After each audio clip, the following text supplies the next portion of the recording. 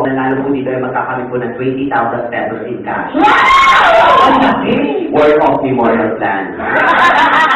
Akala ko ano ah. Okay. Sige, kayo dalawang vote. Sige, go. Kami dalawang magkakagisan. Okay. Okay, gusto mo ako na magtanong sa'yo. O ikaw naman tanong sa akin, alam mo English na dalaw ko, go! Go! Kapala mo. Hinahamon ka. Hinahamon talaga ako. O sige, ako muna una mong tanongin. Tagalog. Okay. Ate Shari, sa iyong palagay at sa iyong pagkaintindi, ano ang ibig sabihin ng salitang bakla? Ay, mahirap na tanong yan, ha? Napakaganda katanungan na naghahanga sa napakagandang kasawitan. Ang aking pong sasagutin ay mula sa aking isipan na bumaba sa aking puso at nagtiunti ko kong bibigkasin sa pamamagitan ng aking mariligit na labi. Maraming karamihan sa atin hindi na nalaman ko ang tunay ang ibig sabihin ng bakla. Konti ka sa hindi na lamang mga kaibigan para malaman niyo kung ano ang kahulugan ng isang bakla. Bakit kami ikinulong sa katawang lalaki? Anak din kami ng Diyos sa pulang ng iisip ninyong lahat. Kahit na kaunting pangunawa lamang ibigay niyo sa amin. Lumalapit, lumulubod at nanalangin sa bukay kapal. At ang mga kaibigan, ako ay ako. Tulungin niyo man ang aking bumot at sarin niyo man ang aking naman. Bakla kami isinilang. Bakla ay kami mamamatay. Maraming salamat. Tagalog. Ang nakakabunsin. Ba't sa palaliwan sa mukha mo kung bilis na ako? Parang hindi naman. Ito, susunod yung question. O sige. And English. English. So may Tagalog, siyempre may English. Okay. What is gay? G-A-Y. G-A-Y? Okay. G-A-Y. Gay. G. God created a human. A. Are you a man, a woman, a gay, or a lesbian? But in the eyes of God, we are equal. And why? You must fight for your own right. That being a gay in this society, not to be managed by the humanity. Because our purpose is to serve God and to be loved. Thank you very much. Very well. Ako naman. Sige, hinahamon ka talaga yun eh. Ano gusto mo? English, Tagalog? English. Ay! Gay lang. Maganda talaga. Okay mga kaibigan, ito po ang kanyang tanong. Makinig po kayong lahat.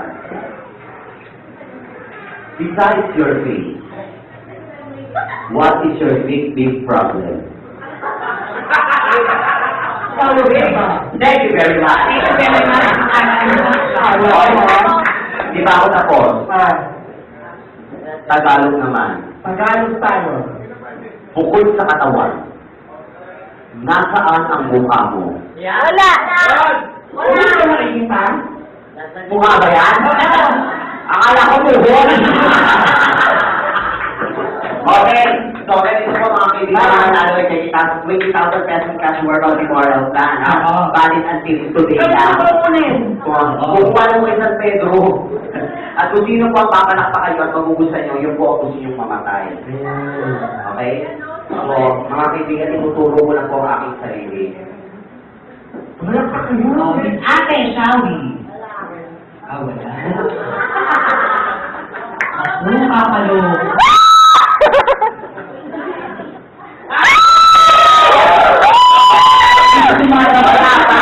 Wala ka ba? Mamatay mukha ka ng patay. Ano ba natawa ka? Hindi ka ba mukha niya? Basta ka makakakita mukha may abs. Di ba?